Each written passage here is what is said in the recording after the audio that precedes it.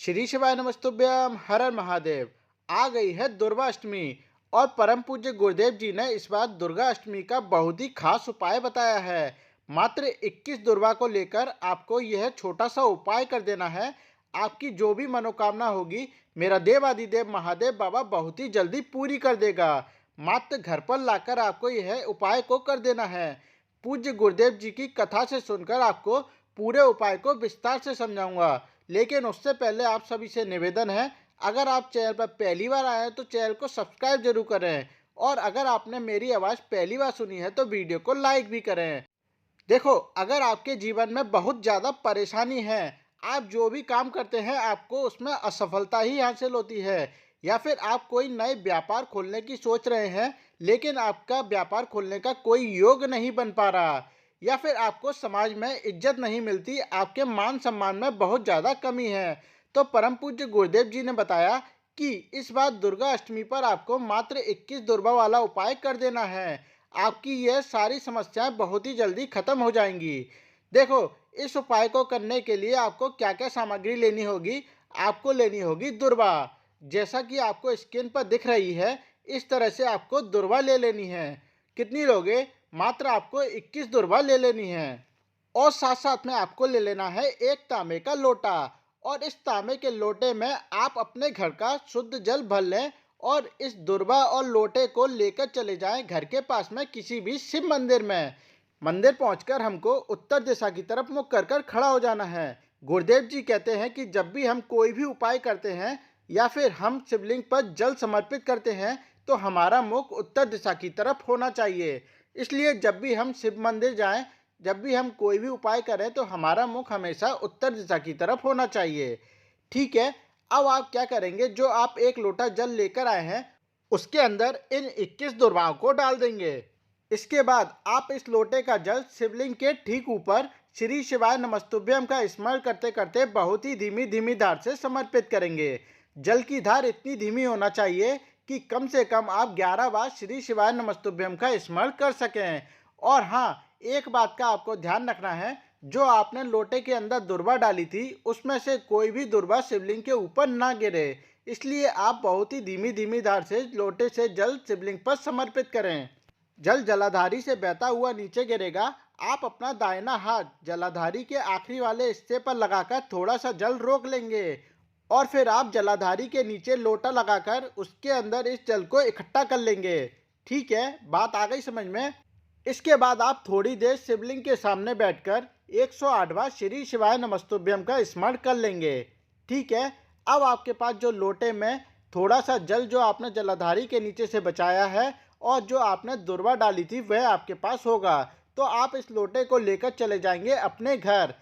अब आपको क्या करना है, जैसे ही आप घर के अंदर एंट्री लेंगे तो आपको इस लोटे के जल से छिड़काव करते हुए आपको घर के अंदर प्रवेश करना है। आपके घर के अंदर जितने भी कमरे हैं, जितने भी कोने हैं, सभी जगह पर आपको इस जल का छिड़काव करना है। बस आपको बाथरूम को छोड़कर सभी जगह इस जल का छिड़काव कर देना है। ठीक है, इतना करने के बाद आपके पास बचेगी दुर्वा। तो आपको क्या करना है, जहाँ पर आपकी गोदरेज है, जहाँ पर आपका लॉकर है, जहाँ आप हमेशा अपने पैसों को संभाल कर रखते हैं, वहाँ पर आप इस दुर्वा को रख देंगे श्री शिवाय नमस्तुभ्यम और गणेश जी भगवान का ध्यान करते करते। इसको करने से क्या होगा, आपके घर में कभी भी धन संपदा की कमी नहीं होगी और आपके व्यापार में हमेशा उन्नति होती चली जाएगी। माँ लक्ष्मी का आपके घर में वास होगा। इस तरह से आप दुर्गा अष्टमी वाले दिन दुर्वा और पानी का छिड़काव अपने घर में करेंगे तो आपके घर की सारी नकारात्मक ऊर्जा भी बाहर चली जाएगी।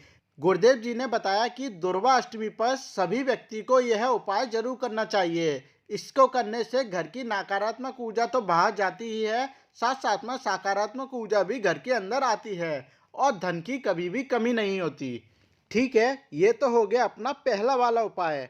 अब हम बात कर लेते हैं अपने दूसरे उपाय की, जो कि सिर्फ और सिर्फ दुर्गा अष्टमी वाले दिन ही आपको करना है। देखो, अगर आपकी कोई विशेष मनोकामना है जो कि बहुत समय से पूरी नहीं हो रही, इसके लिए आपने बहुत सारे उपाय भी किए लेकिन आपको कोई फायदा नहीं मिल पा रहा, तो आपको यह छोटा सा उपाय कर देना है। मनोकामना पूर्ति के लिए इससे अच्छा उपाय कोई हो ही नहीं सकता। देखो, इस उपाय को करने के लिए सबसे पहले आपको लेने होंगे बेलपत्र। कितने लोगे? मात्र 5 बेलपत्र आपको लेने हैं। सही से चेक कर लें, बेलपत्र कहीं से कटे फटे व टूटे नहीं होना चाहिए। ठीक है। इसके बाद आपको लेने होंगे सफ़ेद फूल। कोई भी सफ़ेद फूल आप ले सकते हैं, बस आपको केतकी के फूल का इस्तेमाल नहीं करना है, क्योंकि केतकी का फूल महादेव बाबा पर नहीं चढ़ाया जाता। इसलिए आपको सफ़ेद फूल ले लेने हैं। कितने लोगे? मात्र इसमें भी आपको 5 फूल ले लेने हैं। साथ साथ में आपको ले लेनी होगी दुर्वा। मात्र 5 दुर्वा आपको लेनी है। ठीक है। और साथ साथ में आपको लेना होगा एक तांबे का लोटा। लेकिन इस उपाय के लिए आपको अपने घर से लोटे में जल नहीं भरना है।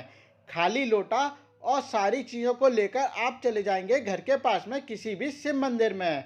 मंदिर पहुंचकर आपको क्या करना है, आपके मंदिर में अगर वहां पर बाल्टी मिल जाती हो तो ठीक, नहीं तो आप अपने घर से ही बाल्टी ले जाएं और फिर आप इस बाल्टी में मंदिर से ही जल भर लें और सारी सामग्री को लेकर आप उत्तर दिशा की तरफ मुख कर कर खड़े हो जाएं और जो आप एक तांबे का लोटा लाए हैं उसे भी इस बाल्टी के अंदर डाल दें। अब आपको क्या करना है उसे ध्यान से समझते चलिए। देखो, जो आपके पास पांच चीजें हैं उनमें से आपको क्या करना है, सबसे पहले आपको उठानी है एक बेलपत्री, उसके बाद आपको उठाना है एक सफेद फूल और फिर उठानी है एक दुर्वा। इन तीनों को अपने दाहिने हाथ में रखकर श्री शिवाय नमस्तुभ्यम का स्मरण करते हुए शिवलिंग के ठीक ऊपर आप समर्पित कर देंगे। ठीक है। इतना करने के बाद अब आप बाल्टी के जल से एक लोटा जल भरेंगे और फिर पूरा का पूरा जल शिवलिंग के ठीक ऊपर श्री शिवाय नमस्तुभ्यम का स्मरण करते हुए समर्पित कर देंगे।